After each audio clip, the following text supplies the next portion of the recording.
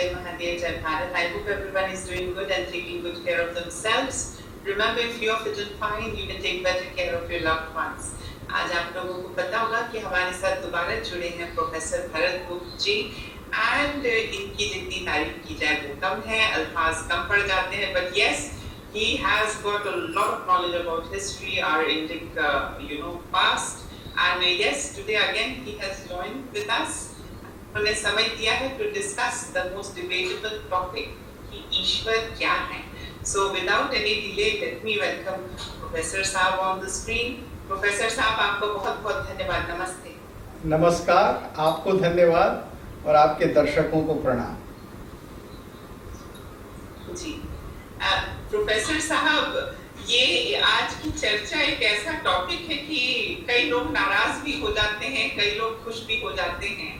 And चर्चा का विषय है कि हम थोड़ा ईश्वर को समझें from a very rational point of view and not being biased. तो सबसे पहला मेरा सवाल है प्रोफेसर साहब आपसे कि आखिर ईश्वर है क्या? जी हाँ, तो ईश्वर के विषय में भारतवर्ष में कुछ धारणाएं रही हैं बहुत सारी, हमारे दर्शनों में, भारतीय दर्शनों में, और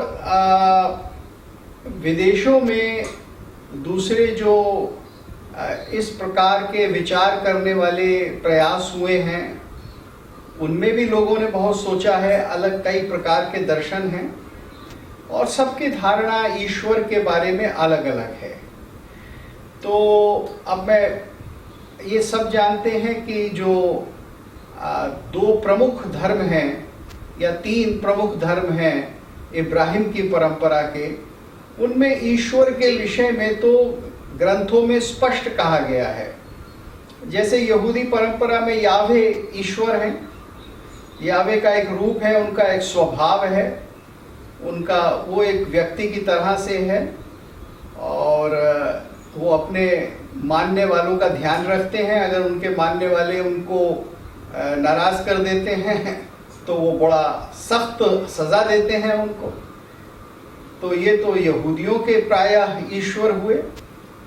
और ईसा मसीह जब आते हैं तो वो ये कहते हैं कि ईश्वर मेरा पिता है. तो वो प्रॉफिट्स को या जिनको इल्हाम होता था उनकी परंपरा से थोड़ा कट कर ये कहते हैं कि मैं तो उसका बेटा हूँ. तो ईश्वर उनके लिए पिता है और पिता ने मुझे पृथ्वी पर भेजा है.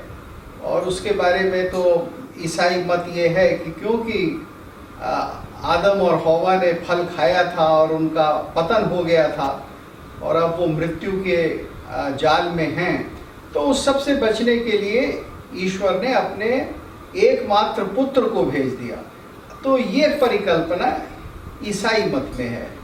और फिर कुरान शरीफ में अल्लाह के बारे में बहुत कुछ कहा गया है और अल्लाह के बारे में बताने वाले हमें उनके जो नबी हैं वो हैं, तो जो वो बताते हैं वो कहते हैं उसी के हिसाब से हम मानते हैं. तो इन परंपराओं में ईश्वर क्या है इसको कोई जानने की अलग से प्रयास नहीं है. जो बता दिया गया है, जो कह दिया गया है, तोरा में जो कह दिया गया है, ओल्ड टेस्टामेंट में जो कह दिया गया है, या न्यू टेस्टामेंट गॉस्पल में जो है, या कुरान शरीफ में जो है, उसे हमें मानना होगा. तो वहाँ किसी प्रकार की जिज्ञासा नहीं है. लेकिन जो दूसरी परंपराएं हैं भारतवर्ष के अंदर, उनमें ये जिज्ञासा रहती है. तो अब भारतवर्ष के अंदर तो एक बहुत ही प्रमुख बात ये है कि जो हमारा सबसे पुराना ग्रंथ वेद है उसमें नासदीय सूक्त मिलता है. तो नासदीय सूक्त में ये कहा गया कि प्रकृति या आदि चीज़ है क्या, वो प्रकट कैसे हुई, कब हुई, ये हम कैसे जाने, हम नहीं जानते. तो वो कहते हैं कि प्राचीन अनंत समय पहले, यानी जब समय का भी प्रारंभ हुआ, समय के प्रारंभ से भी पहले क्या था? अंधकार था. उस अंधकार में न जीवन था, न मृत्यु थी, न होना था, न होना था, न भाव था, न अभाव था। ये सारी चीजें जो आज हम सोचते हैं ये कुछ थी नहीं, केवल अंधकार था। और ऐसा लगा कि फिर कोई एक शक्ति है जो कि एक प्रकार से प्राण है, एक जिसके विषय में कुछ सुनने को मिलता है, कोई ध्वनि सी है हल्की सी शायद, और फिर उससे धीरे धीरे एक इच्छा वहाँ काम प्रकट होता है कि मैं एक सृष्टि करूं या सृष्टि हो जाए, और फिर बहुत सारी चीज़ें बनती हैं। तो ये देवताओं के बनने से भी पहले है, देवताओं के ने कुछ किया उससे भी पहले है, और ये सब सृष्टि से पहले है। ये कैसे हुआ इसे कोई नहीं जान सकता, लेकिन ये हुआ, और विद्वानों को इसको जानने का निरंतर प्रयास करना चाहिए। तो इससे सिर्फ ये पता लगता है कि एक इस सृष्टि को कोई बनाने वाला था जिसने अपनी इच्छा से बनाया। तो ये वेद का नासदीय सूक्त है 10वें मंडल का। हमारी परंपरा में जितने भी ग्रंथ हैं उनमें सबसे पहले इस प्रकार की हमें परिकल्पना कहें या ज्ञान कहें या वेद कहें हमको मिलता है। अब आगे चलकर भारत में फिर ये प्रश्न होता है कि क्या किसी ने संसार को बनाया? तो फिर अब बहुत सारे मत हो गए। आज समय नहीं है कि मैं 6 दर्शनों में जाकर व्याख्या करूं कि क्या क्या मत हुए ईश्वर के बारे में, वो कैसे कहते हैं, लेकिन मोटे तौर पे ये 2 प्रकार के मत हमें मिलते हैं। एक ये कहते हैं कि कोई बनाने वाला है, सृष्टा है, और चूंकि वो सृष्टा है तो वही सब कुछ है, वो सर्वशक्तिमान है, इसलिए वो ईश्वर है। और फिर उसके एक तरह तरह के वर्णन, हिरण्यगर्भ इत्यादि ये सब हुए। और एक दूसरा मत है कि जो कुछ था, जो कुछ है, वो ऐसा का ऐसा ही है, उसमें कोई सृष्टा नहीं है, वो चला आ रहा है, चलता रहेगा। वो समय समय पर हमको लगता है कि ऐसा है या दूसरे प्रकार का है या बदल जाएगा, और वो प्रतिक्षण बदलता रहता है। कैसे और क्या, इसके बारे में बहुत सारे मत हैं, बौद्धों के अलग हैं, जैनों के अलग हैं। कहने का अर्थ ये है कि वो ये मानते हैं कि कोई एक सत्ता व्यक्ति की या ईश्वर की नहीं है, बल्कि जिसको आज हम प्रकृति कह दें, लेकिन वो भी प्रकृति भी नहीं कह सकते, एक ऐसा सत्य है, एक ऐसा भाव या कोई वस्तु या कोई तथ्य है जो हमेशा से रहा है। सृष्टि को बनाने वाला कोई नहीं है, सृष्टि रही है। तो ये इस प्रकार का मत भी भारतवर्ष में रहा है, और चाहते सब यही हैं कि मनुष्य उसको जाने, वो वास्तव में क्या है उसका ज्ञान हो जाए। तो वेद भी यही कहता है कि उसको जाने। जैसे मैंने इस नासदीय सूक्त के अंतिम सूक्त में कहा गया कि विद्वानों तुम जानो उसको, और बौद्ध परंपरा में भी ये है कि आप प्रबुद्ध हो जाइए, बुद्ध हो जाइए, क्या है इसका ज्ञान आपको हो जाए। और केवल एक ज्ञान है तो कैवल्य, जैन जिसमें विश्वास करते हैं। तो इस प्रकार की जितनी भी भारत में परंपराएं हैं, वे परंपराएं खोज की परंपराएं। हमको स्वयं अपने आप से जानना है, किसी के बताए रास्ते पर नहीं चलना है या मान लेना है। रास्ते पर इसलिए चलना है कि जानने का प्रयास करना है, लेकिन जानेंगे हम खुद।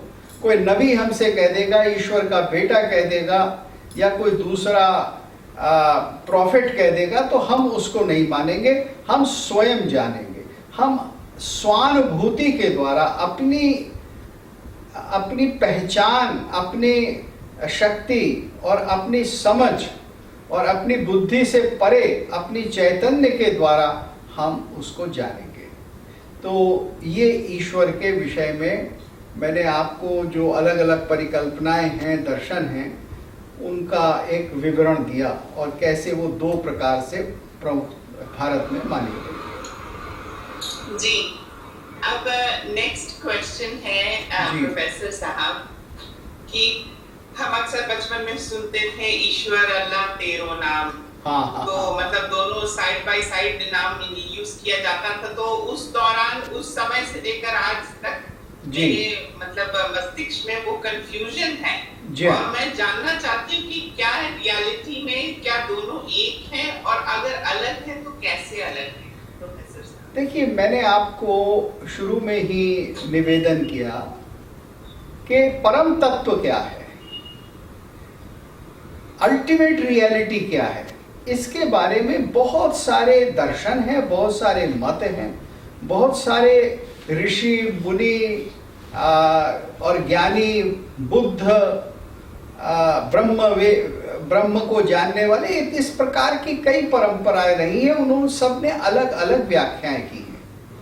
तो अगर अल्लाह के बारे में जानना चाहते हैं तो आपको अल्लाह तो कुरान शरीफ में मिलेंगे, और अल्लाह तो कुरान से पहले भी थे, क्योंकि अरबों की परंपरा में अल्लाह नाम के देवता हुआ करते थे। कुछ लोग ये भी कहते हैं, मुझे पता नहीं कितना सच है, कि उनकी एक पत्नी भी थी, यानी जिस जमाने में अरब मूर्ति पूजक होते थे।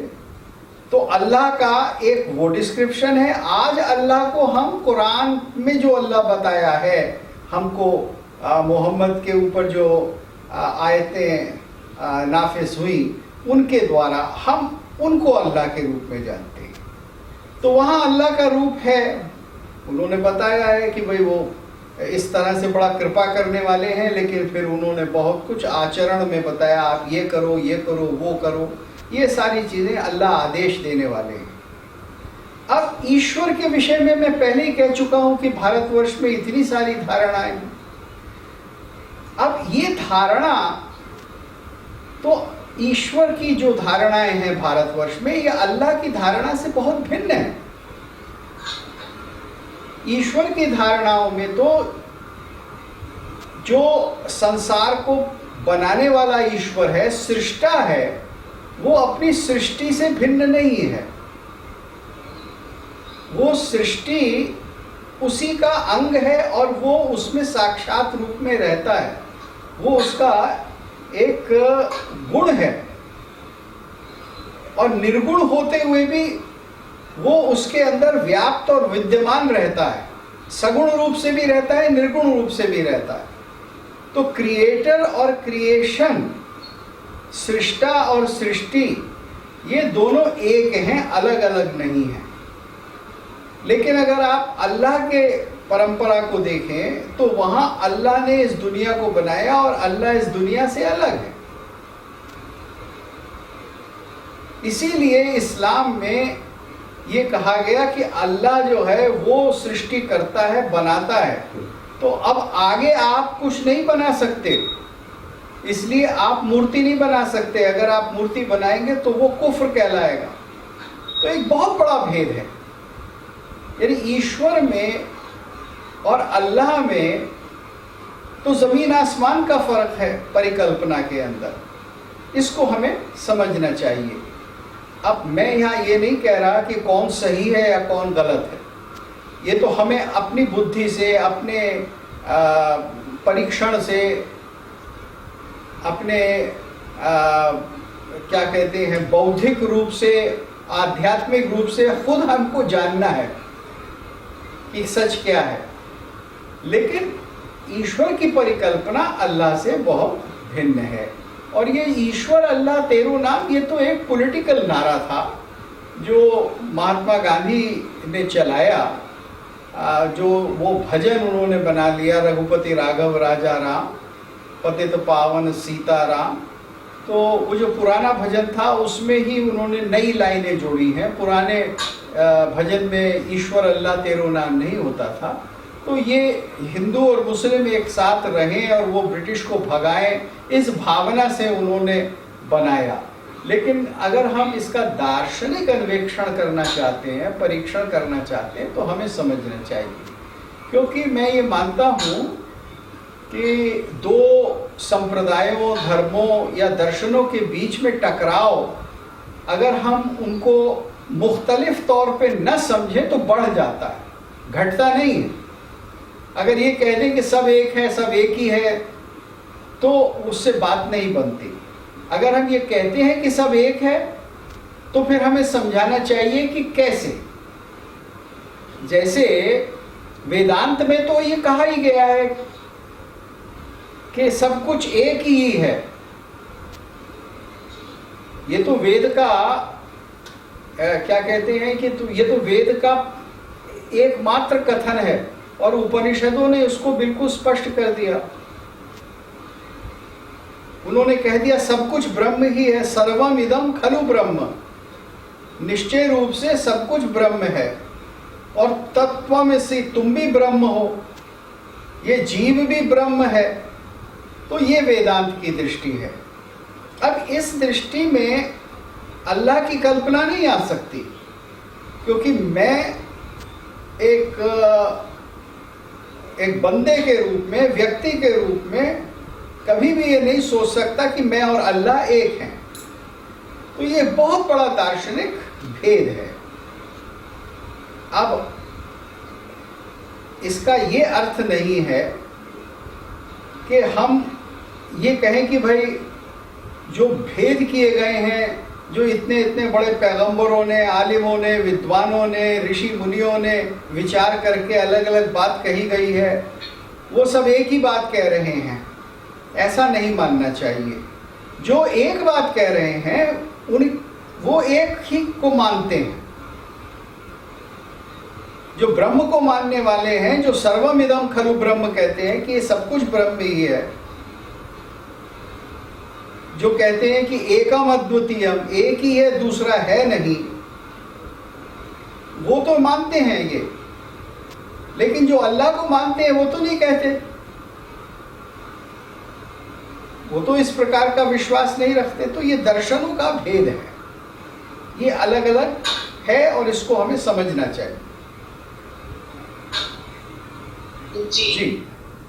And now moving on to the most talked about or the controversial question जो मैंने लिखा कि मैं आपसे भी पूछूं, और वो ये है प्रोफेसर साहब कि बड़ा डिबेट का मसला आ जाता है जब लोग पूछते हैं कि क्या ईश्वर साकार है या निराकार है। And it is a never-ending debate.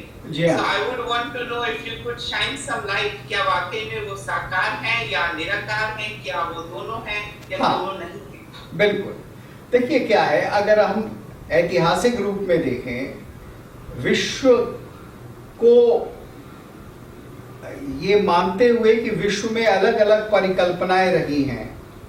ईश्वर, जैसे मैंने कहा कि कोई ईश्वर को किसी प्रकार से देखता है, कोई दूसरे प्रकार से देखता है, तो यहां भी हमें वो देखना होगा। अब संसार के इतिहास में, यानी जिसको कहेंगे सभ्यता के इतिहास में, दो प्रकार की धाराएं हैं। एक इब्राहिम को मानने वाली धारा है, यानी जिसके पूर्व पुरुष, यानी सबके पिता, प्रॉफिट्स में सबके पिता इब्राहिम हैं, तो जिसमें यहूदी, ईसाई और मुसलमान आ जाते हैं। इस परंपरा के अंदर मूर्ति पूजा का घोर विरोध है, और इसमें मूर्ति पूजा को कुफ्र माना गया है। और ये माना गया है कि मूर्ति जो है वो किसी वास्तव में कुछ नहीं होती, और बल्कि शैतान का ही रूप होती है। ये माना गया है कि ये साक्षात शैतान है, और ये इस्लाम में बहुत पहले से माना गया। तभी इस्लाम में मोहम्मद साहब ने काबे में से सारी मूर्तियों को एक तरह से दफनाकर, और फिर उन्होंने कहा कि अब इसकी पूजा नहीं होगी, तो लात, मनात, उज्जा वगैरह जो भी देवियां वहाँ सैकड़ों साल से जिनकी पूजा चल रही थी, उसको ख़त्म करके उन्होंने ये कहा। तो इस्लाम एक बहुत व्यापक मान्यता वाला धर्म है। इसी तरह से ईसाई हैं, और आज की दुनिया में ईसाई और मुसलमान, वो शायद 60 या 70% जो आबादी है दुनिया की, वो दोनों मिलकर इनकी है।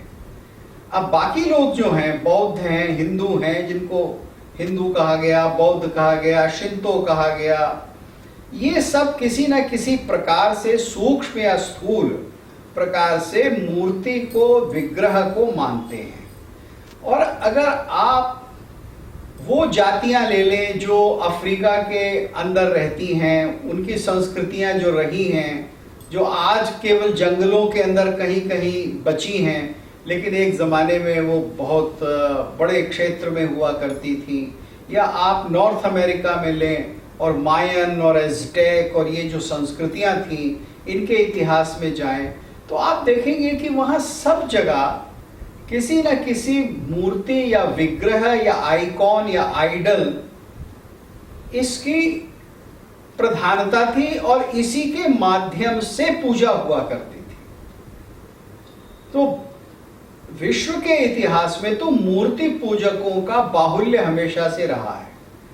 अब पिछले 2000 साल में जब से ईसाइयत का उदय हुआ, यानी उनका जलाल बढ़ा और फिर मुसलमानों का बढ़ा, तो चूंकि ये मूर्ति भंजक थे और इन्होंने ये कहा कि भाई मूर्ति की पूजा करना तो कुफ्र है, लिहाजा आपको ये हक ही नहीं है कि आप करेंगे। और इनके मजहब में तो यहाँ तक माना गया था ही नहीं, माना जाता है और आज भी वो उसी हिदायत पर चलते हैं कि हम मूर्ति पूजा नहीं होने देंगे किसी के द्वारा कहीं भी, यानी ये उनका अकीदा है। तो इस प्रकार से दुनिया वास्तव में आज यानी इब्राहिमी धर्मों के आने के बाद से दो हिस्सों में बटी है कि आप पूजा साकार की नहीं करेंगे। इसके बारे में कुछ विद्वानों का ये कहना है कि इसकी शुरुआत होती है कि जब मोसेस इजिप्ट में रहते हैं, तो वहाँ अखनतैन नाम के जो फेरो थे, उन्होंने एक मजहब चलाया था जिसमें ये कहा कि केवल सूर्य की पूजा होगी, एक की पूजा होगी, लेकिन वो एक साकार था सूर्य के रूप में। फिर उस एक को लेकर कि एक ही होगा, तो उस एक को निराकार फिर यहूदियों के द्वारा कर दिया गया कि यावे कहता है कि किसी प्रकार का तुम विग्रह या मूर्ति नहीं बनाओगे, और जो बनाते हैं वो मेरी खिलाफत करते हैं। अब इसका मुझे आज तक जवाब किसी बड़े से बड़े आलिम, या तो इस्लामिक स्कॉलर या क्रिश्चियन स्कॉलर या यहूदी स्कॉलर ने नहीं दिया। मैंने कुछ इजराइल के बड़े बड़े बहुत ही दानियाल शपर्वर जैसे बहुत आलिमों से, रबाई से बात की है और कहा कि आपको इतनी नफरत क्यों है भाई, आप अपने रास्ते चलिए, हमें अपने रास्ते चलने दीजिए। आप ये क्यों कहते हैं कि मूर्ति पूजा किसी को हम करने ही नहीं देंगे? और पहली बात तो ये कि आपको ये नफरत क्यों हो गई? तो उनका उत्तर था कि हमें इसलिए हो गई कि उस जमाने में, यानी आज से 2500-3000 हजार साल पहले या 4000 साल पहले, जो मूर्ति की पूजा करते वाली जातियां थी, जो फिरके थे, जो कबीले थे, उनकी आदतें बहुत ख़राब थी और वो उनका आचरण बहुत गंदा था। तो हमारे अंदर मूर्ति पूजा से एक नफरत पैदा हो गई। अब ये कोई तर्क नहीं है, आप समझ जाएंगे कि ये कोई दार्शनिक तर्क तो है नहीं। ये तो ऐसे है कि स्वास्तिक को आज यूरोप में लोग देखते हैं तो हिटलर के बारे में सोचते हैं। तो हिटलर ने तो हमारे एक बहुत ही सुंदर भारतीय, चीनी, ग्रीक चिन्ह स्वास्तिक को लेकर और उसका एक दुरुपयोग किया, तो लोग आजकल उसको दुरुपयोग के रूप में देखते हैं। ये कोई तर्क नहीं है कि वास्तव में जो चीज़ है उसको आप न देखें, किसी ने अगर उसको बदनाम करा है या दुरुपयोग किया है तो दुरुपयोग के रूप में देखें।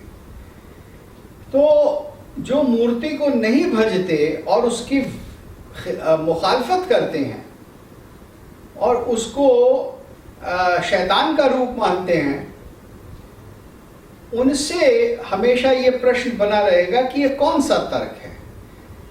अब मैं अगर अपने अकल से कहूं कि तर्क क्या है या क्या संभव है, किस अगर तर्क कोई दिया जा सकता है, तो यही है कि इब्राहिमी विचारधाराओं में, अब उनको दर्शन कहना तो बड़ा मुश्किल है, क्योंकि वहाँ कोई इतनी क्या कहते हैं आनुवीक्षिकी या इतनी सोच ऐसा कुछ होता नहीं है, वहाँ तो केवल आदेश चलता है। तो उनके आदेशों के अनुसार ईश्वर जो है वो प्रकृति या सृष्टि नहीं हो सकता। सृष्टि अलग है, सृष्टा अलग है। तो मूर्ति जो हुई वो तो एक प्रकार से सृष्टि हुई, फॉर्म हुई। तो ये सृष्टि ईश्वर इसलिए नहीं है, तो इसको ईश्वर के रूप में देखना या ईश्वर का ही एक रूप मानना,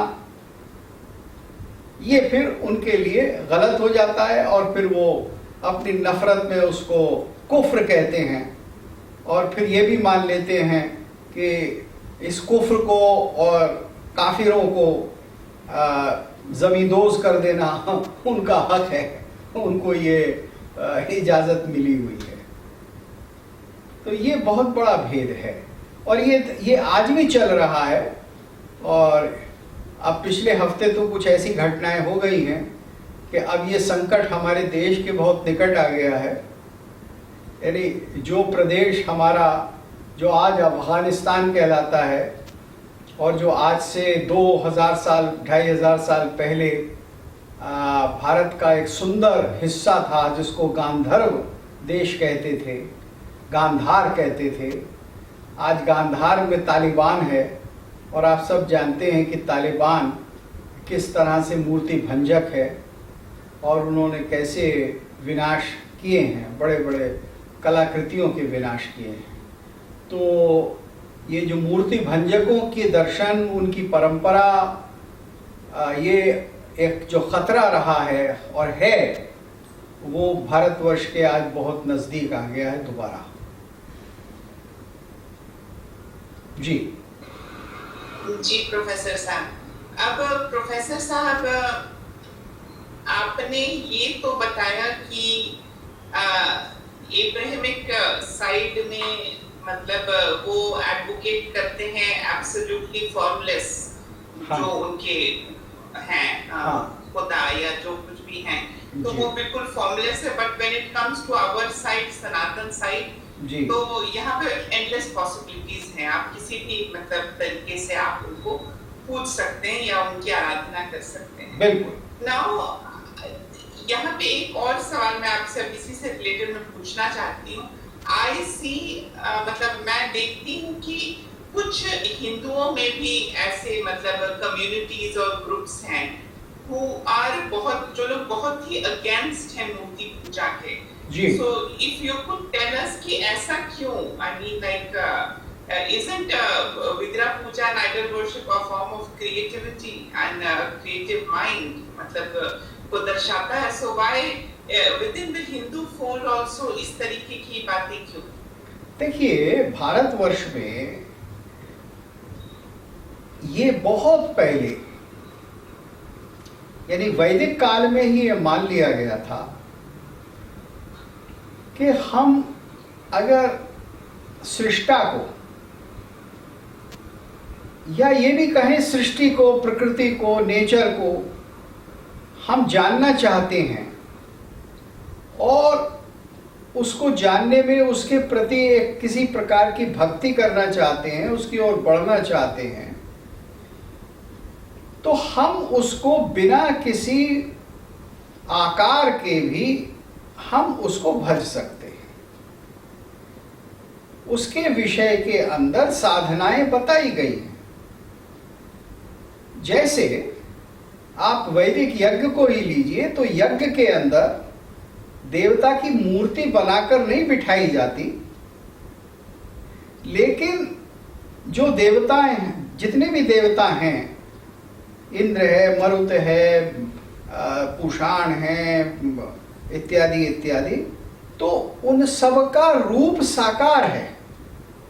इंद्र क्या करते हैं, कितने बड़े हैं, वो वज्र को लेकर चलते हैं, वो क्या खाते हैं, क्या पीते हैं, उनकी पत्नी कौन है, कहाँ रहते हैं, ये सब ऐसे ही है जैसे हम मनुष्यों के लिए होता है।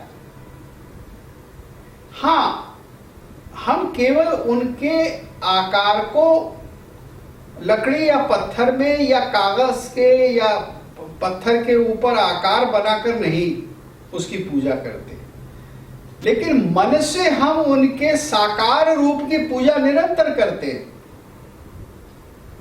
अब बहुत से लोग ये कहते हैं कि वेद के अंदर तो प्रतिमा पूजन नहीं है,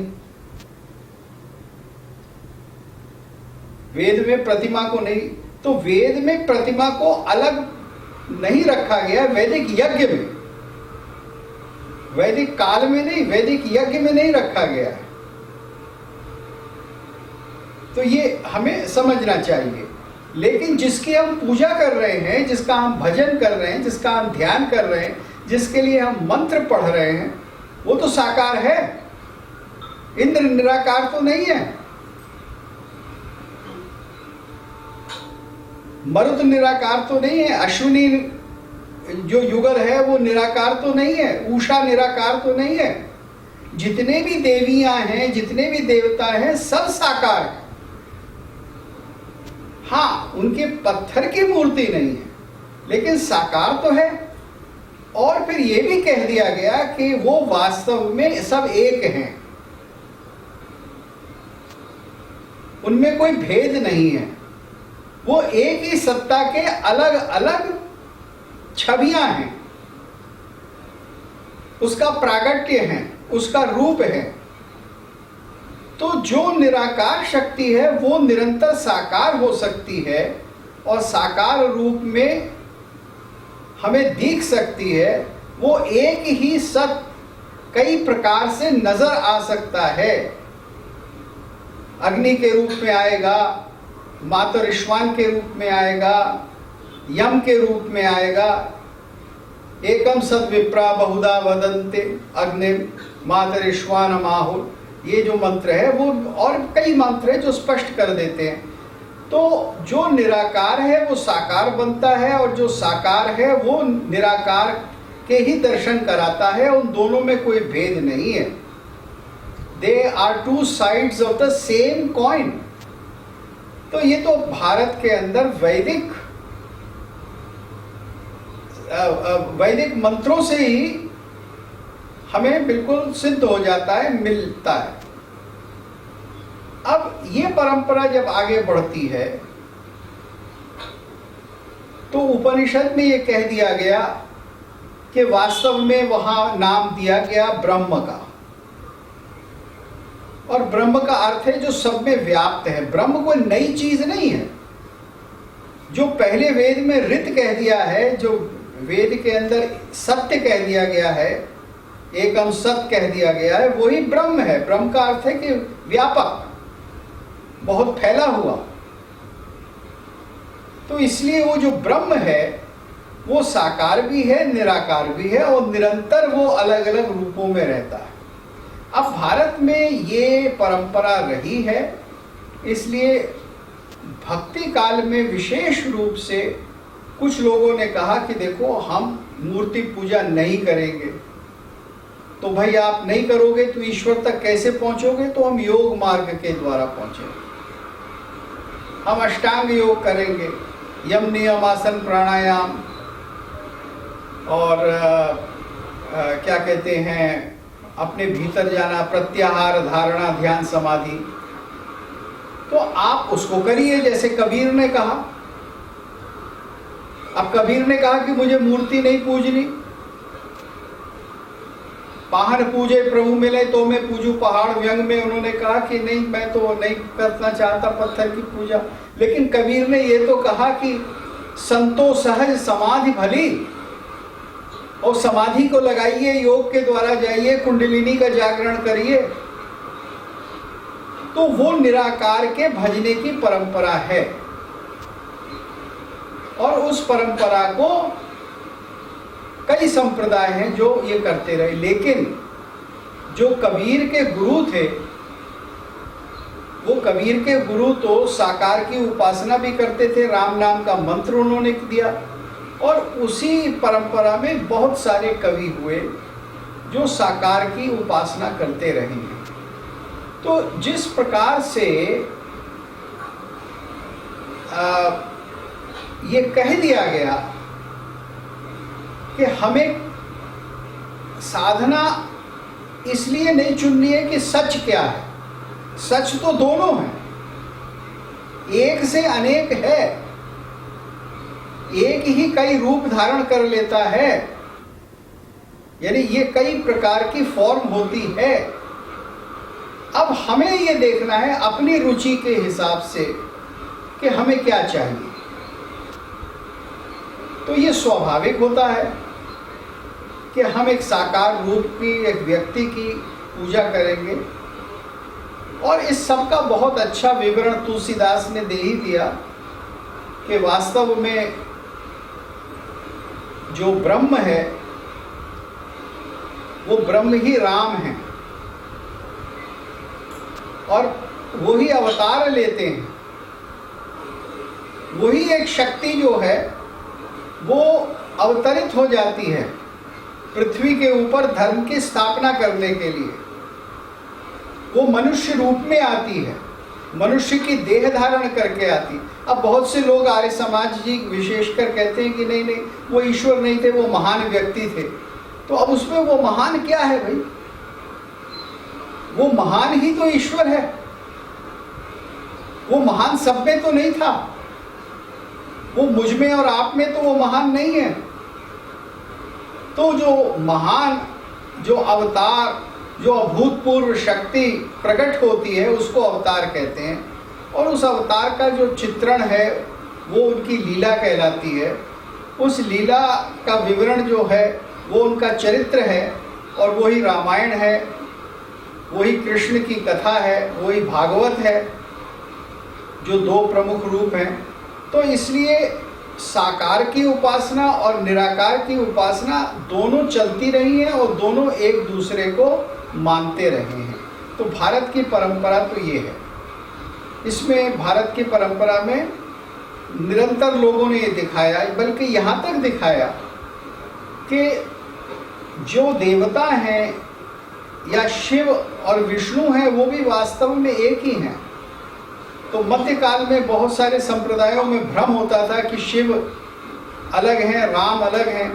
तो तुलसीदास जैसे, पोतना जैसे, दक्षिण के अन्य कवियों जैसे बहुत सारे कवि हुए जिन्होंने कहा कि नहीं, ये वास्तव में एक ही है।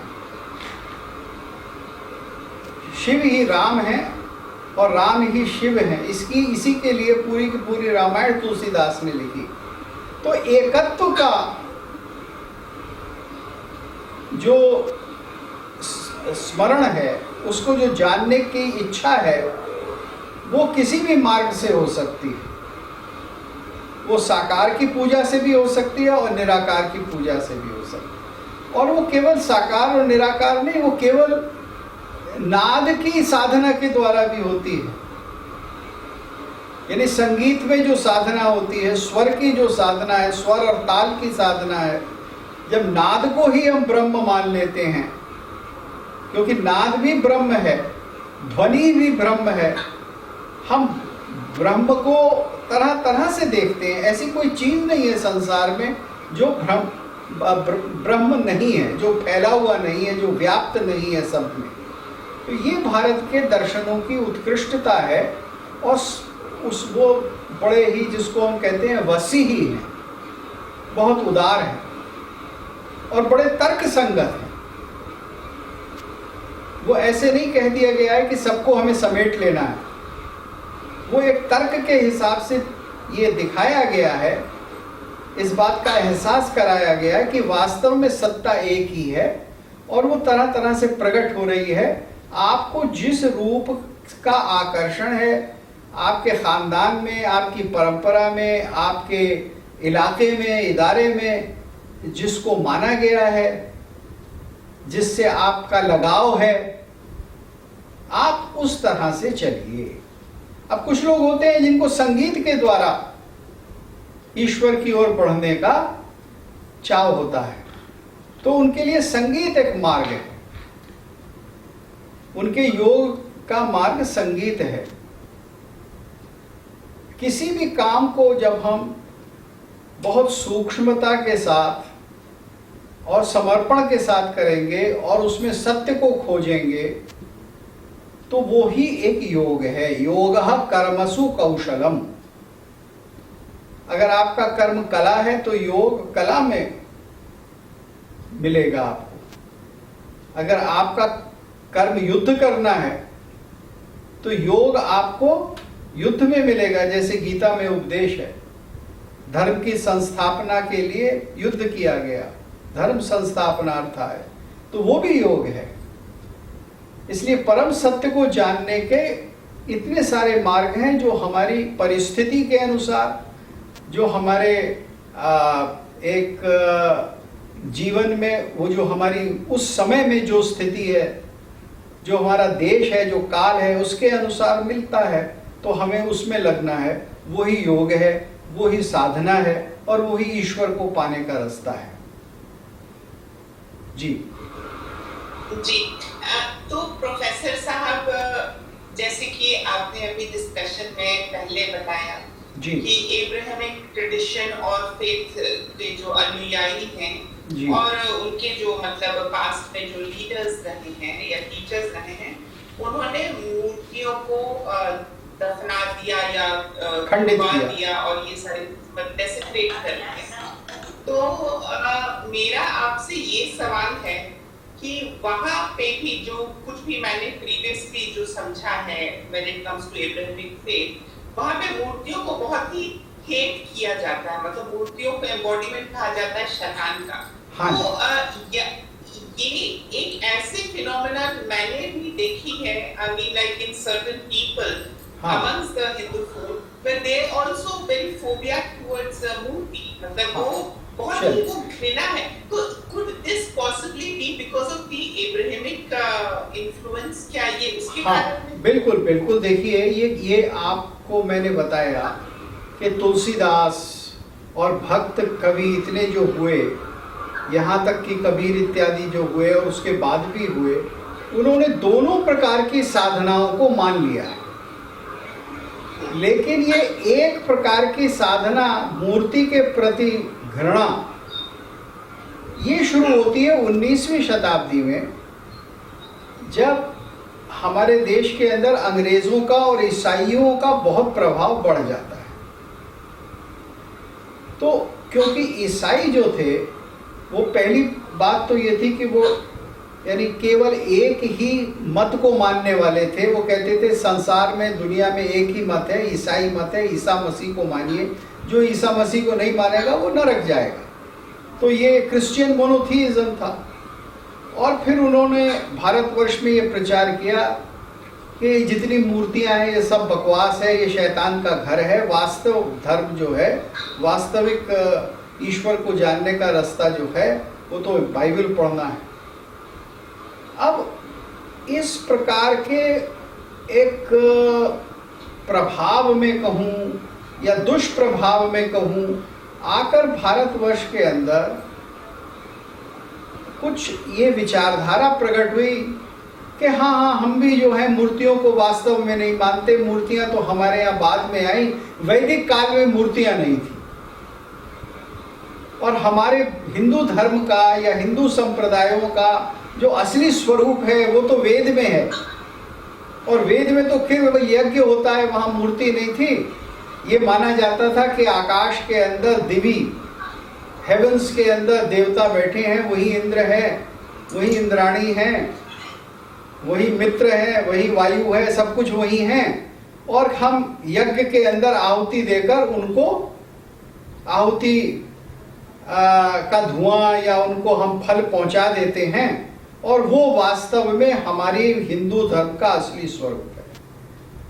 तो इस प्रकार की धारणा से आर्य समाज का प्रस्थापन हुआ और आर्य समाज ने मूर्ति पूजा का बहुत बड़ा विरोध किया।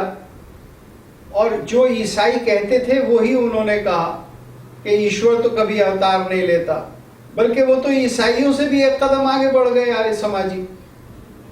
ईसाइयों ने तो ग्रीक्स और यूनानियों के, ग्रीक्स यानी यूनानियों के प्रभाव में ये मान लिया था कि ईश्वर पृथ्वी पर आ सकता है। तो इसलिए उन्होंने कहा चलो ईश्वर तो नहीं आया, लेकिन उसने अपना एकमात्र बेटा भेज दिया, द ओनली बिगॉटन सन भेज दिया। तो ईसाइयों ने तो अवतार को मान लिया है, लेकिन आर्य समाजियों ने कहा कि नहीं नहीं, हम तो वेद की ओर जाएंगे, हम तो वेद को ही एकमात्र दर्शन मानेंगे, वेद को ही सत्य मानेंगे। जो वेद में नहीं है, भारत में जो भी हुआ है 5-10 हजार साल से वेद के बाद, वो सब गलत है। तो ये दर्शन आता है और फिर वो उसी दर्शन के आधार पर ब्रह्मो समाज, आर्य समाज के साथ साथ देव समाज और इस तरह के कई समाज आते हैं। ईसाइयों के ही प्रभाव है, वो रिएक्शन है वास्तव में, जो कि ये कहते हैं कि नहीं, हम तो ब्रह्म को ही मानेंगे, इसलिए ब्रह्म समाज है। और ब्रह्म तो निर्गुण है, वो तो सगुण है ही नहीं, इसलिए उसकी मूर्ति नहीं हो सकती। तो बंगाल में इसका बहुत बड़ा प्रभाव हुआ।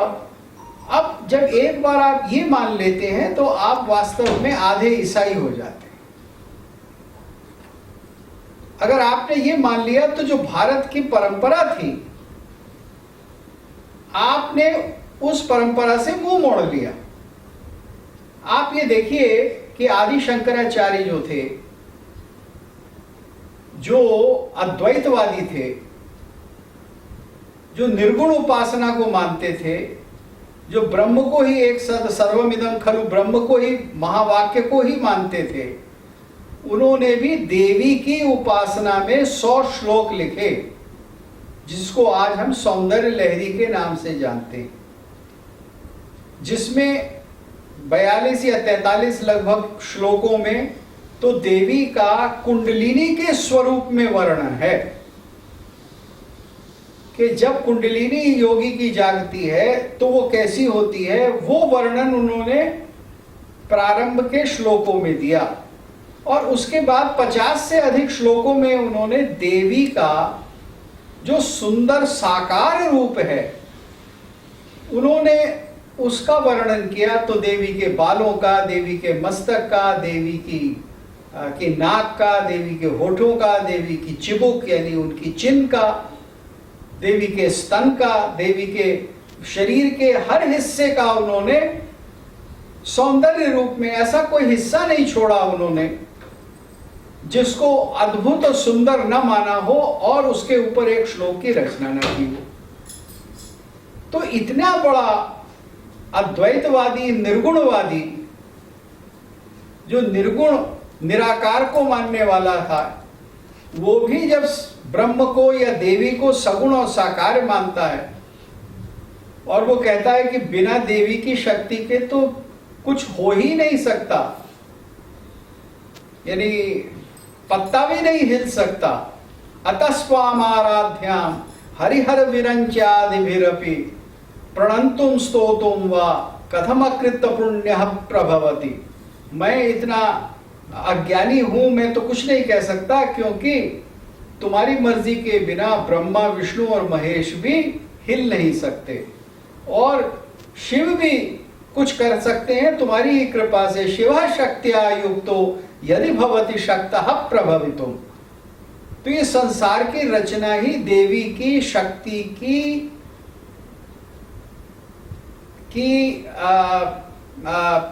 प्रभाव से हुई है।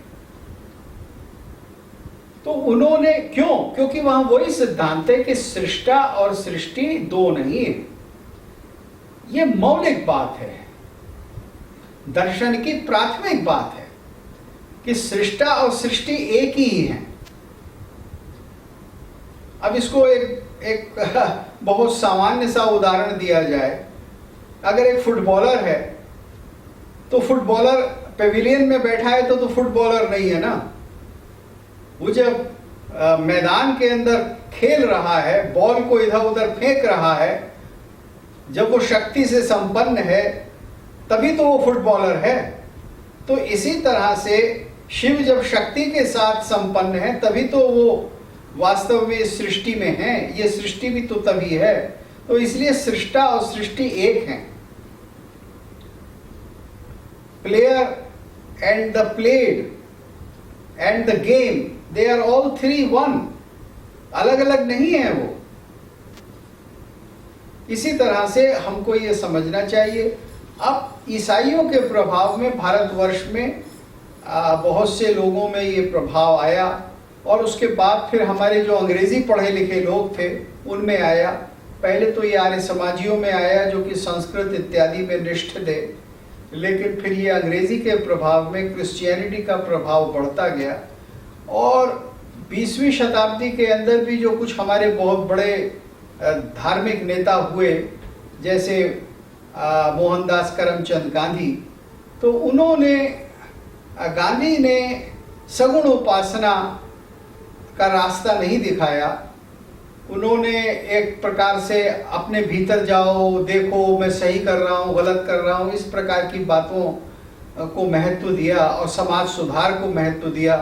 तो वहाँ भी मूर्तियों की स्थापना का और पूरे जितने भी मंदिरों में जाना और उसकी संस्कृति और उसका इतना बड़ा महत्व है, वो हमारे स्वतंत्रता संग्राम में उसकी ओर ध्यान नहीं गया। तभी उसी समय अंग्रेज़ों ने हमारे मंदिरों पर कब्जा कर लिया। जैसे सन 35-34 में तिरुपति बालाजी मंदिर को अंग्रेज़ों ने अपने कब्जे में ले लिया, और आज भारतवर्ष के अधिकांश मंदिर सरकारों के कब्जे में हैं 70 वर्ष बाद भी। और कोई भी सरकार, चाहे कांग्रेस की हो चाहे बीजेपी की हो, वो मंदिरों के महत्व को न समझकर मंदिरों के धन को राजनीतिक कार्यों के लिए इस्तेमाल कर रही है। तो ये इसका दुष्परिणाम है। जी, तो प्रोफेसर जी, ये तो अब मुझे क्लैरिटी मिली आपकी बातों से कि यस, थोड़े इन्फ्लुएंस्ड कुछ सेक्ट या कुछ कम्युनिटी इन्फ्लुएंस्ड हो जाती है, but the beauty of Sanatan Dharma, I mean, has a very special place for murti puja and vigraha puja. I mean, it's not an abomination या इट्स नॉट अ टैबू, या जो लोग कहते हैं ऐसे बहुत खानपानी तरीके से, it's not that. Kali ji, मैं यहाँ ये कहना चाहूँगा, it is not sufficient to say it is not an abomination. It is essential to say that Murti Puja creates beauty. Murti Puja creates culture. Murti Puja creates art. जहाँ जहाँ दुनिया के अंदर कहीं भी संस्कृति का बहुत प्रचार प्रसार हुआ है, काव्य का, संगीत का, साहित्य का, नाटक का, थिएटर का, पेंटिंग का, तरह तरह की कलाओं का, शिल्प का, शिल्पकारी का, मंदिरों के बनाने का, वो सब वही हुआ है जहां मूर्ति पूजक रहा करते थे। और विश्व के इतिहास में भारतवर्ष का उदाहरण सबसे व्यापक और ऊंचा है। और उसी प्रकार से एक दूसरा उदाहरण है यूनान यानी ग्रीस का। पश्चिम के अंदर अगर कहीं लोग कहते हैं कि हमको कला देखने को मिलती है, और वो एक गलत तरह से ग्रीस के लोगों को पश्चिम का कह देते हैं। पश्चिम के नहीं थे वो हमारे से कहीं अधिक निकट थे, हमारी परंपराओं के बहुत निकट थे। तो वो सब मूर्ति पूजक थे। इसी तरह से ईरान, जो पहले मेसोपोटामिया था, वहाँ इतने बड़े बड़े भव्य मंदिर बने, तो वहाँ मूर्ति पूजा होती थी। इसी तरह से इजिप्ट, तो इजिप्ट के अंदर मूर्ति पूजा होती थी। जहाँ भी संस्कृति रहती है वहाँ मूर्ति पूजा ही है। और ये कहना पड़ता है, दुख के साथ कहना पड़ता है, कि जहाँ निर्गुणवाद रहा है वहाँ आतंकवाद अधिक रहा है, वहाँ खंडन संस्कृति का अधिक रहा है, वहाँ आइकोनोक्लाज्म अधिक रहा है। तो ये निर्गुणवादियों ने प्रेम नहीं, निर्गुणवादियों ने हिंसा को बढ़ावा दिया है सारे इतिहास में। और आज भी हमें वो देखने को मिल रहा है, आज भी आप देख रहे हैं। और ये निर्गुणवादियों में से ईसाई और इस्लाम के अलावा इस धर्म को पालने वाले, निर्गुणवादी धर्म को पालने वाले, आइकोनोक्लासिज्म को पालने वाले मार्क्सवादी हैं। मार्क्सवादी उसी परंपरा में, उसी धर्म को मानते हैं कि पूरा का पूरा धर्म ही एक प्रकार का पाखंड है, मूर्ति भी पाखंड है, मंदिर भी पाखंड है। तो आज जो चीन हमारे साथ इतने बड़े संघर्ष में है, वो इसीलिए है कि वो मार्क्सिस्ट देश हो गया है। जब तक वो मार्क्सिस्ट नहीं बने थे, जब तक वो बौद्ध थे, तब तक चोली दामन का साथ था उनके साथ।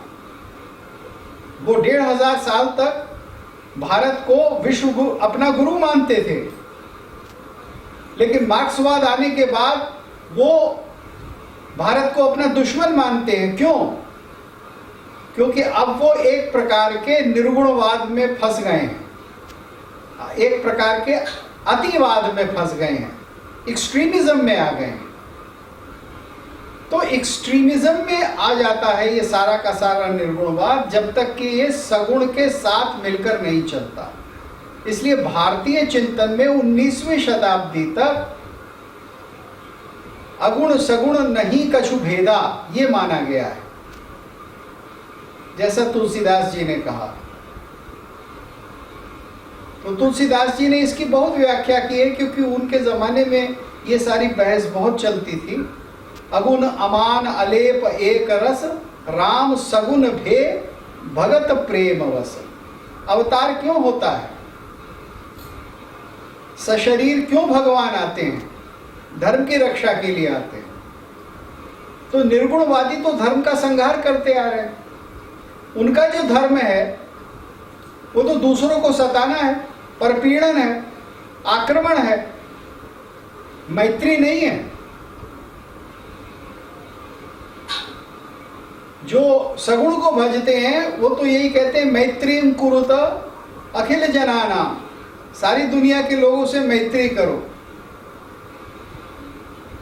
तो ये हमको ऐतिहासिक तथ्य के रूप में मान लेना चाहिए। ये बात कोई मैं अपनी ओर से प्रचार के लिए नहीं कह रहा, मूर्ति पूजा के फेवर में। मैं केवल आपको विश्व का इतिहास बता रहा हूं। वो इतिहास मेरा बनाया हुआ नहीं है, वो इतिहास है, आप सब हम उसको जान सकते हैं और उसको झुठलाना नहीं चाहिए, जो कि अक्सर होता है। जी जी, बहुत खूबसूरती से आपने समझाया प्रोफेसर साहब। And with this, we are moving towards the end of our today's discussion or lecture session. And last question that I have for you, Professor Saab, is if you could enlighten us, मतलब अगर आप थोड़ा मोटा मोटी हमें थोड़ा समझा पाएं, because बहुत सारे curious minds हमारे साथ जुड़े हैं और बहुत सारे दर्शक जुड़े हैं। तो if you could tell us कि actually मूर्ति पूजा या विग्रह पूजा होता क्या है? What is this symbolic? I mean, is there any symbolism involved? I mean, what is Murthy Puja and विग्रह पूजा? अगर आप थोड़ा बताएं। देखिए, इसका सिद्धांत क्या है भारतवर्ष में और हिंदू परंपराओं में, क्योंकि मूर्ति तो देखिए आपको अफ्रीका में भी मिलेगी, एज़टेक्स भी के पास हुआ करती थी, ऑस्ट्रेलियन ट्राइब्स भी रखते थे। तो वो हमेशा एक नाम देते थे मूर्ति को कि ये अमुक देवता है। जैसे एज़टेक के देवता थे क्विट्ज़ुएल्क्वाटल, तो उनका एक रूप था, उनका एक आकार प्रकार था, और उनकी एक कथा होती है कि इनका जन्म कैसे हुआ या इन्होंने शरीर कैसे धारण किया और फिर इन्होंने चरित्र क्या किया। वो सारी चीज ये मानकर की जाती है कि ईश्वर किसी न किसी प्रकार से प्रकट हुआ। चाहे पृथ्वी के किसी भी कोने में आप जाएंगे तो वहां अगर आप किसी देवता को, मूर्ति होती है किसी देवता की, विग्रह होता है किसी देवता का। विग्रह का अर्थ है कि जिसमें बहुत कुछ ले लिया गया है, जोड़ लिया गया है। तो वो सारे गुण, वो सारा चरित्र जोड़ लिया गया है। जैसे राम जो है वो धर्म का विग्रह है, धर्म का स्वरूप है, उनको कहा गया है कि रामो धर्मो विग्रहवान। तो ये विश्व में हर जगह है, आप जहां भी जाएंगे तो वहां जो देवता जिसकी पूजा होती है उसका एक ना एक चरित्र होता है, और उसने वो चरित्र मनुष्यों के बीच में किया होता है, उस समाज के अंदर उसकी पूरी कथा होती है। उसकी कथा के द्वारा ही हम उसके चरित्र को याद रखते हैं और उसकी मूर्ति के आगे उसके चरित्र का गुणगान करते हैं। आप मंदिर में जाते हैं तो वहां अगर राम है तो राम की चरित्र का गुणगान होगा, अगर कृष्ण के मंदिर में जाएंगे तो कृष्ण के चरित्र का गुणगान होगा।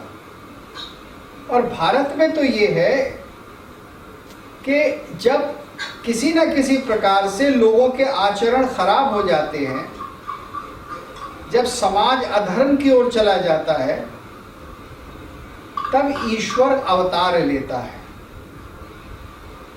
यानी ईश्वर के अवतार की धारणा क्या है? जब जब होए धर्म की हानि, जब धर्म की हानि हो जाती है, जब जब होए धर्म कर हानि, बाढ़ई असुर अधम अभिमानी, तब तब धर प्रभु विविध शरीरा, तब तब विविध शरीरा, हरई कृपानिधि सज्जन पीरा। ऐसा लगभग ये शब्द हैं तुलसीदास के। उन्होंने कहा कि कृपानिधि फिर अवतार लेकर दोबारा धर्म की स्थापना करते, और गीता में भी इसको कह दिया गया है तरह तरह, 2-3 ऐसे स्पष्ट रूप से यदा यदा हि धर्मस्य इत्यादि श्लोक मिलते हैं। तो ये भारत के अंदर ये परिकल्पना है। अब वो जो अवतार है, वो जो शक्ति है, वो कभी राम के रूप में, कृष्ण के रूप में, या शिव के रूप में, या किसी जंगल में बहुत सारे वन जातियों के देवता हुए हैं भारत में, उनके रूप में प्रकट होती है, या आप देखेंगे कि बड़े दिव्य पुरुषों के रूप में प्रकट होती है। जैसे केरला के अंदर तेयम जिसको कहते हैं, तो उनकी पूजा होती है, तो वो वहाँ उस इलाके के महापुरुष हुए थे। तो उस दिव्य शक्ति का जब प्रागट्य होता है, जब उसका उतरना होता है हमारे बीच में, तब हम उसको, कभी तो हम उसको बुद्ध कह देते हैं, कभी हम उसको जिन कह देते हैं, यानी जिसने सब कुछ जीत लिया है, जिसको कैवल्य की प्राप्ति हो गई है। तो ज्ञान का जहां प्रागट्य होगा और धर्म की जहां स्थापना हो जाएगी, धर्म के चक्र का जहां प्रवर्तन होगा, वो अवतार है। अब ये पूरी बात को हमें समझना चाहिए कि ये मूर्ति और फिर मूर्ति का जो घर है वो मंदिर है,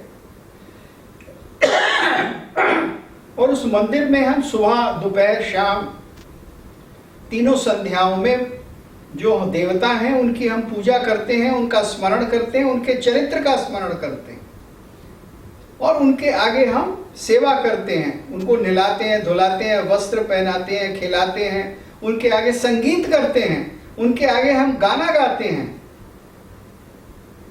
अब ये सब चीजें ऐसी हैं जो मंदिर में करते हैं, उन कलाओं का विकास होता है, अलग अलग भाषाओं में ये होती हैं।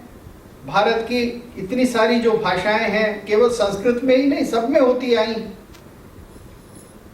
हजारों लाखों कविताएं हैं अलग अलग भाषाओं के अंदर। भारतवर्ष में जो महाकवियों ने देवताओं की प्रस्तुति में राम, कृष्ण, देवी इत्यादि की गाई हैं, और वो संगीतकारों ने, तो ये सब हमारी संस्कृति का एक स्वरूप अभिन्न है, एक दूसरे से मिला हुआ। जितनी भी कलाएं उसमें आ जाती हैं, उसमें धर्म, दर्शन सब आ जाता है, और ये एक हमारे समग्रता का है, और ये हमारी बहुत बड़ी इकोनॉमी है। मंदिर जो है एक बहुत बड़ी इकोनॉमी है, एक नेशनल वेल्थ का बहुत बड़ा हिस्सा है, और वो था, तभी तो उसको तोड़ा गया, तभी तो उसको मिसमार किया गया, तभी तो उसको लूटा गया, या उसके ऊपर कब्जे किए गए। अगर संस्कृति के ऊपर कब्जा करना है तो आप मंदिरों को विध्वंस करेंगे। ये बात बहुत महत्व की है और आज भी इस बात को समझना है कि मूर्ति पूजा का असली अर्थ क्या है। आज भी तथाकथित सेकुलर गवर्नमेंट्स जो हैं वो सारे मंदिरों के ऊपर कब्जा करे बैठी और अधिकांश धन वो ले जाती हैं। जो भी चढ़ावा आता है वो भक्तों को उनके ऊपर खर्च नहीं होता, वो कला पर, संस्कृति पर, काव्य पर, संगीत पर, दर्शन पर, मूर्ति शिल्प पर, इस पर नहीं खर्च होता। वो कहीं स्टेट ले जाता है उसको और लोग तरह तरह की बातें करते हैं कि इससे अस्पताल खोल दो। तो ये वो जो सेक्युलर स्टेट की लूट है वो आज वैसे ही चल रही है जैसे कि मुसलमानों के समय में जजिया हिंदुओं से वसूल किया जाता था। तो आज की सेक्युलर सरकारें हिंदुओं से जजिया लेती हैं मंदिरों से। ये एक सच्चाई है। तो मूर्ति पूजा तो हमारे देश की संस्कृति का प्राण है और आज हम स्वतंत्र हैं, फिर भी हम उसका जो हमारी परंपरा है उसके हिसाब से अनुसरण नहीं कर पा रहे हैं और हमारी सरकारें आज भी फेल हैं धर्म की स्थापना में। ये हमको समझना चाहिए।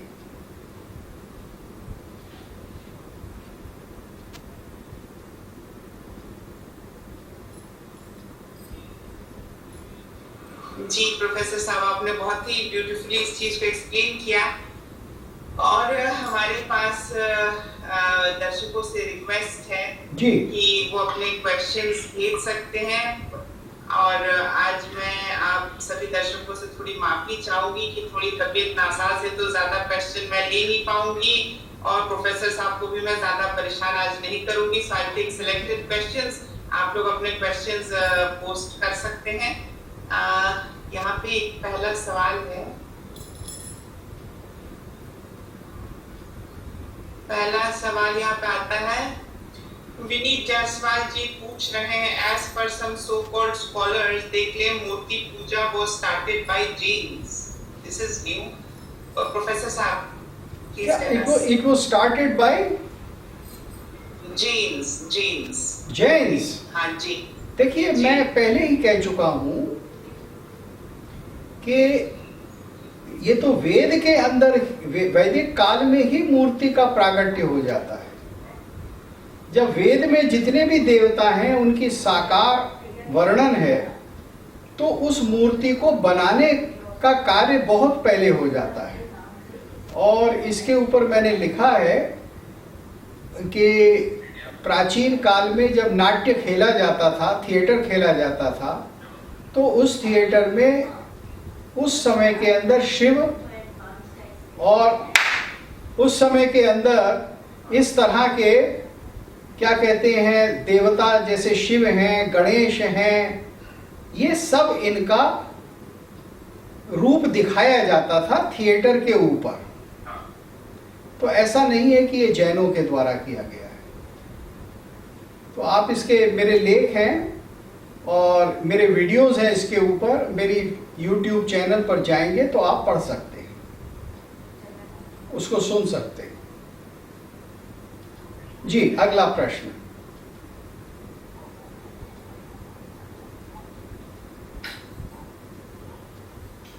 बहुत बहुत धन्यवाद प्रोफेसर साहब। Moving on to the next question. यहाँ पर ये हमारे दर्शक पूछ रहे हैं, भरत जी, हिंदू जब पुनर्जन्म पे मानता है फिर जिहादी से क्यों डरता है? ये कैसा हिंदू है? Mind, body and soul, I think ये कमेंट है। इसके ऊपर आप कुछ कहना चाहेंगे प्रोफेसर साहब?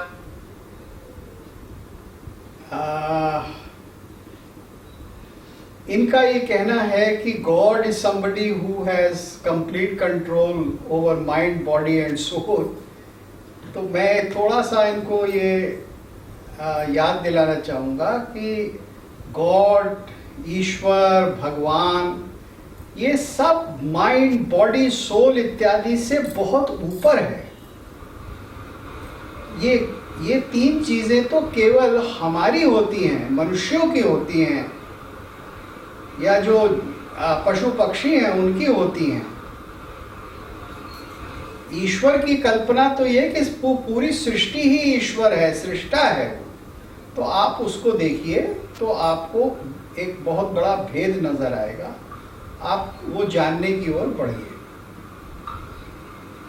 हाँ जी, नेक्स्ट क्वेश्चन जी। यहाँ पे मेघ सिंह जी का ये क्वेश्चन आया है, हिंदुओं को अपने धर्म पर अधिक विश्वास करने के लिए क्या करना चाहिए प्रोफेसर साहब? आपको ये पूछना चाहिए कि आप कहाँ कमजोर पड़ रहे हैं और क्या आपको करना है अपने आप को अधिक सशक्त, ज्ञानवान बनाने के लिए। जब आप इस ओर बढ़ेंगे, ये सवाल पूछेंगे, तो फिर किस चीज की साधना करनी है, क्या पढ़ना है, किससे शिक्षा लेनी है, कैसी उपासना करनी है, कैसी प्रार्थना करनी है, इसका जवाब आपको अपने आप से मिलेगा। फार्मूले तो बहुत सारे हैं, वो तो सब होते ही हैं। आप शिव के मंदिर में जाओ, देवी के जाओ, ये करो वो करो, ये सब संसार में हम एक दूसरे को बताते रहते हैं। लेकिन आप स्वयं अपने अंदर झांक कर देखिए कि आपको क्या चाहिए और उस हिसाब से आप कुछ साधना कीजिए। कोई ना कोई साधना आवश्यक होती है। जी। And let me take one or two more questions. Bharat Calling Podcast ji keh rahe, is it possible in Satyuga there were no human but only gods? My question is, what is the difference between the ultimate and demigods? Professor Sahab. देखिए, full God and half God और Demi God, ये बहुत से विवरण मिलते हैं हमें, भारत में भी, भारत के बाहर भी। इसका आधार एक है, जो सर्वशक्तिमान है, संपूर्ण है, जिसका कोई अंश नहीं है, जिसमें कोई कमी नहीं है, वो गॉड कहिए या ईश्वर कहिए या ब्रह्म कहिए या परम तत्व कहिए या इनेफेबल कहिए, वो है। और जिसमें कुछ थोड़ा सा उसका अंश है, वो डेमी गॉड है। तो लोगों ने कहा कि देवता होते हैं और देवताओं के ऊपर ब्रह्म है, जिसका हम कोई विवरण दे नहीं सकते, जिसके बारे में हम सोचते ही या ज्ञान की साधना में ही लगे रहते हैं, जैसा कि नासदीय सूक्त में प्रारंभ में बताया गया। और फिर वो होते हैं जिनको किसी प्रकार का एक दर्शन हो जाता है, जिनको कुछ ज्ञान हो जाता है और वो उस ज्ञान को संसार में कार्यान्वित कर देते हैं। तो जैसे शंकराचार्य जी को कहा गया, तो शंकराचार्य जी भगवान नहीं है, उनको भगवान कहा जाता है क्योंकि वो भगवान का अंश हैं। तो डेमी गॉड्स, इस तरह से हम बड़े बड़े संतों को, गुरुओं को, विचारकों को, यहाँ तक कि कवियों को विद्या का, सरस्वती का, देवी का स्वरूप मानते हैं, शक्ति का स्वरूप मानते हैं। तो केवल ये अंश का और संपूर्णता का अंतर है, लेकिन तत्व एक ही है। जी जी। और एक लास्ट सवाल अब मैं लेती हूँ, दर्शकों से रिक्वेस्ट है आप और सवाल ना भेजें। एक लास्ट क्वेश्चन मैं ले लेती हूँ। ये थोड़ा सा ऑफ टॉपिक है, बट अगर इसके ऊपर आप थोड़ा कुछ हमें मोटा मोटा एक समझा सके। भारत कॉलिंग पॉडकास्ट जी पूछ रहे हैं, how is Indra different from Shiva as per Hindu philosophy? जी देखिए, इंद्र देवता हैं जिनकी उपासना वैदिक काल में थी और बाद में भी रही। फिर इंद्र का ही स्वरूप ऐसा माना गया कि इंद्र की उपासना की जगह उसी दिव्य तत्व की उपासना विष्णु और शिव और ब्रह्मा के रूप में होने लगी। क्योंकि वेद में ये कह दिया गया है कि इंद्र, मातरिश्वान, यम, ये सब अग्नि, ये सब एक ही हैं। तो उस एक का ही फिर दोबारा जो एक नया रूप मिलता है वो हमको ब्रह्मा, विष्णु और महेश के रूप में मिलता है। समझना चाहिए इस बात को कि ऐसा नहीं है कि पहले कुछ था वो खत्म हो गया। वो उपासना का रूप खत्म हो गया। वो जो एक का रूप इंद्र के रूप में था वो रूप खत्म नहीं हुआ, वो बदल गया, लेकिन तत्व वो ही रहा और तत्व वो ही है। क्योंकि जो सच है, जो सत्य है, वो थोड़ी बदलेगा। वो तो चिरंतन है, वो तो हमेशा रहेगा। वो केवल अलग अलग शक्लों में, अलग अलग छवियों में हमें प्रकट होता रहेगा।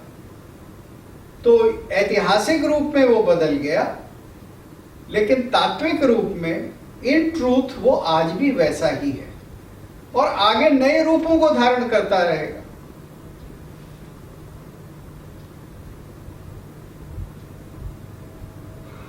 जी, and with this we have come to an end of our questions and discussions. सभी दर्शकों से मैं निवेदन करती हूँ कि वो तुरंत जाएं और भरत गुप्त जी के चैनल को लाइक, शेयर, सब्सक्राइब करें और नोटिफिकेशन बेल वहां पे ऑन करें, बिकॉज वहां पे बहुत सारे कंटेंट हैं एंड आप लोगों को बहुत कुछ सीखने को मिलेगा। तो आप जल्दी जाके भरत गुप्त जी के चैनल को सब्सक्राइब करें। There is a huge amount of information there. And Bharat Gupta ji, आज हमें समय देने के लिए आपका बहुत बहुत धन्यवाद और बहुत बहुत आभार। भरत गुप्त जी, हम फिर दोबारा कनेक्ट होंगे एक नए सब्जेक्ट, एक नए टॉपिक पे। आज के लिए बहुत बहुत धन्यवाद। आपको भी बहुत बहुत धन्यवाद, आपके दर्शकों को धन्यवाद, और मैं आशा करता हूं कि कुछ मैं आप लोगों के विचार के विषय में मदद कर पाया। धन्यवाद, सबको धन्यवाद।